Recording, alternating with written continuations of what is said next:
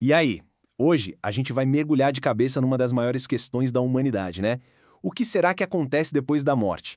E para essa conversa, a gente vai usar a lente do espiritismo, que traz uma visão, olha, bem fascinante sobre essa jornada.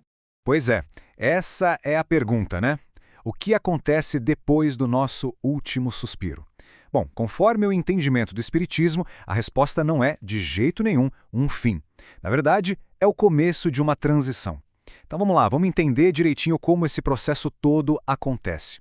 Então, para a gente começar, vamos direto para o momento da morte física. De acordo com a visão espírita, não é um fim abrupto para o espírito, sabe? É mais como o início de uma transição. Um estado que se parece muito com um sono bem profundo antes de acordar para uma realidade totalmente nova. E esse estado inicial tem um nome: perturbação.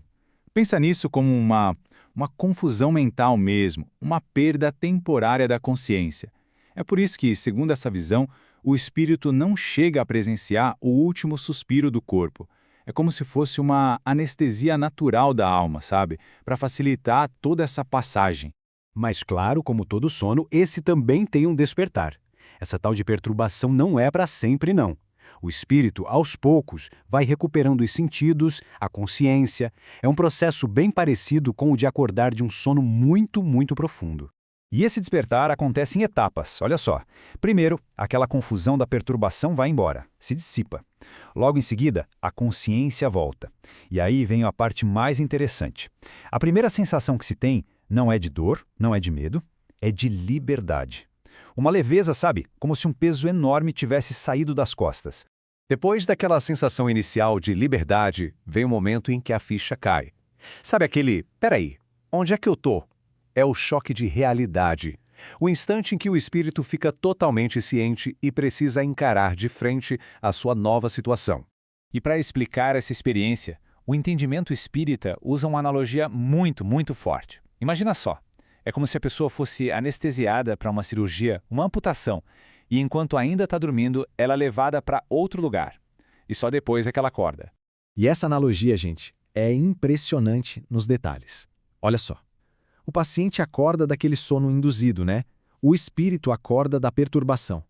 O paciente se sente livre do membro que estava doente. O espírito se sente livre do peso do corpo. Mas o ponto principal é a busca. O paciente procura o membro que foi tirado, e o espírito, quase que por instinto, procurou o corpo que ele tinha.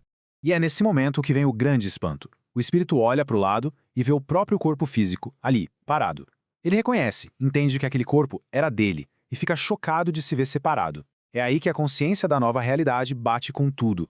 E tudo isso nos leva a um dos pontos mais importantes, talvez o mais crucial, do entendimento espírita sobre a morte. É o seguinte: a nossa essência não muda de uma hora para outra. A morte do corpo não causa uma transformação moral instantânea na pessoa. No fundo, o que aconteceu foi só uma mudança de situação material. A identidade não muda. O espírito é exatamente a mesma pessoa que era algumas horas antes. Não existe uma transformação mágica, nem para melhor nem para pior. Então, o que é que fica?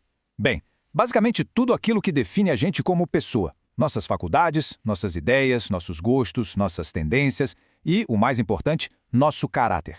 A personalidade continua ali intacta, nessa transição inicial.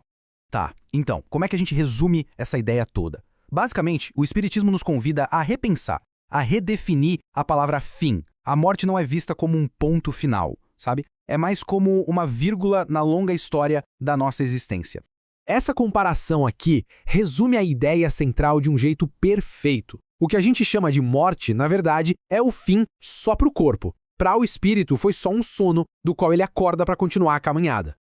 Isso não quer dizer que o espírito não muda ou não evolui, muito pelo contrário.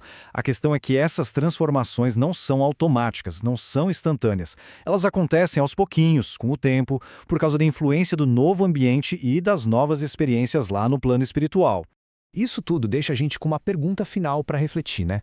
Se a morte não transforma ninguém num passe de mágica e a nossa essência continua a mesma logo depois da passagem, então como é que a verdadeira evolução acontece? Fica aí uma boa questão para a gente pensar.